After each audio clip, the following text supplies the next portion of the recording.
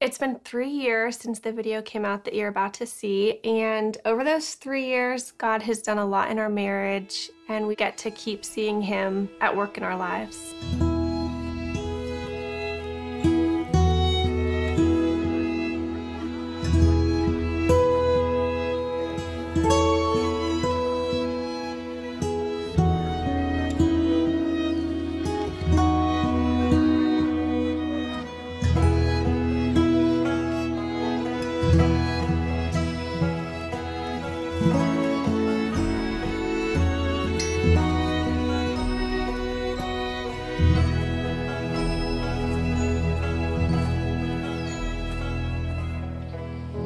Ian and Larissa asked me to read a couple of quotes from a man named John Piper, who's a well-known Bible teacher, and he talks about marriage and how this mystery refers to Christ and the church. And he says this: marriage is not mainly about prospering economically. It is mainly about displaying the covenant-keeping love between Christ and His church.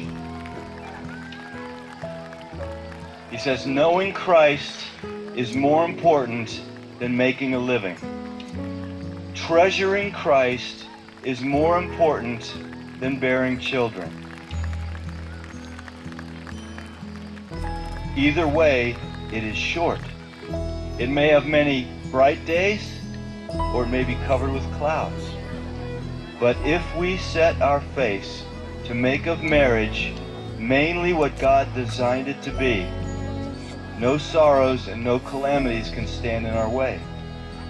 Every one of them will be not an obstacle to success, but a way to succeed.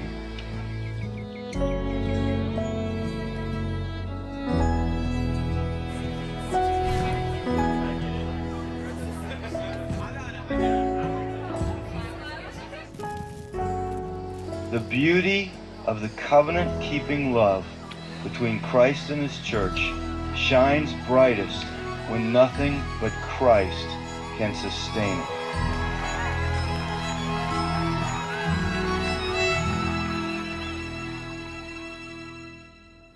Ian and I first met in 2005 at college and had a blast for 10 months getting to know each other. And I was looking through and I found one of my favorite pictures, which I think was actually taken right before his accident. He set up a camera on his tripod, and it's just a classic Ian face that to me sums up who he is. We'd been dating for 10 months and he was working an extra job for his dad, and he was on his way to work near Pittsburgh. And we got a phone call that he had been in an accident, and we didn't know if it was when he got to work or on his way. And so we got down to Pittsburgh, and I was just praying the whole time in the car that it wouldn't be his brain. After being at the hospital for a few hours, we found out that it was, and he had been in brain surgery for a few hours and had suffered a traumatic brain injury. God totally spared his life. One night he was failing 4 out of 5 brain activity tests, and the next morning he was doing well and his brain was starting to respond again.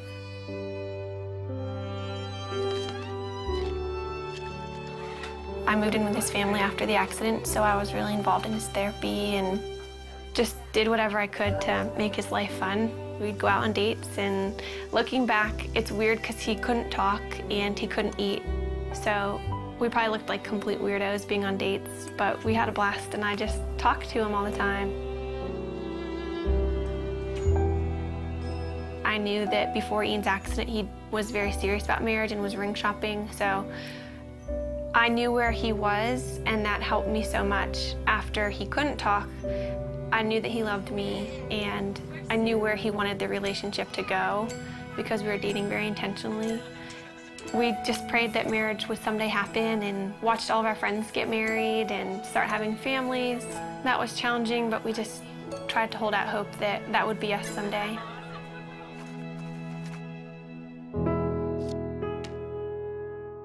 This is our board of gratefulness, and we encourage anybody who comes in to write a note of something that they're thankful for. It could be really small. Mine is just Saturday mornings, and it's just a good way that we've found to be just practicing gratefulness. And Ian, I think half of yours say my wifey, which is pretty cool.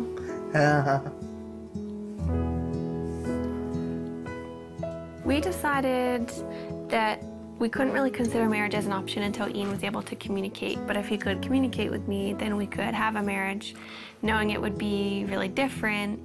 But as long as Ian could talk to me, then we could make it work. So once Ian began communicating, it became a little bit more of an option. And then we just kind of watched Ian progress. Hi, husband. Hi, wifey. How are you? What? How was your day? Yes. A conversation I had with his dad, it was one of those conversations where I realized this could happen. Then that August, his dad was diagnosed with brain cancer. And at that point, his dad's biggest concern was Ian and I, and whether or not we were going to get married or step away from our relationship. He wanted us to make a decision to move our lives in some direction. He passed away before he was able to see us get engaged, but that was a huge impetus in why we started to pursue engagement.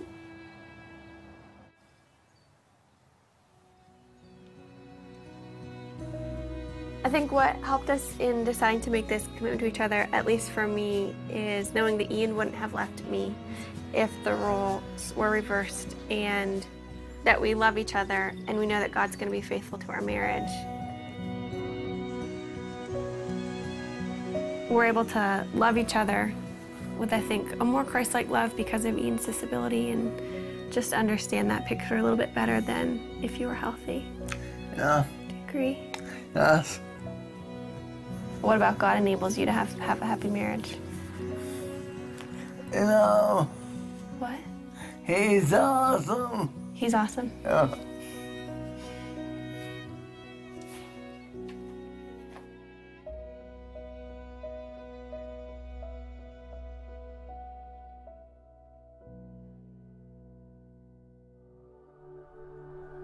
It's been 3 years since the video came out, and over those 3 years, God has done a lot in our marriage and continues to heal Ian, and we just get to keep seeing him at work in our lives. He's been hitting me in my one. I feel really good to be one of myself. He's gone from using a walker and 2 people helping him to now being able to just hold on to the parallel bars by himself at therapy. It's really amazing, and God has brought him so far.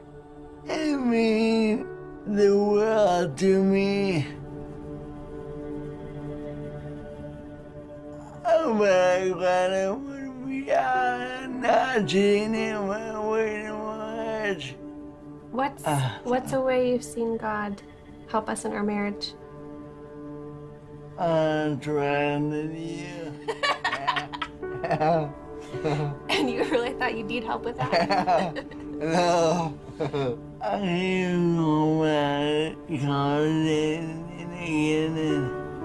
I saw him more clearly when I'm gone in with you.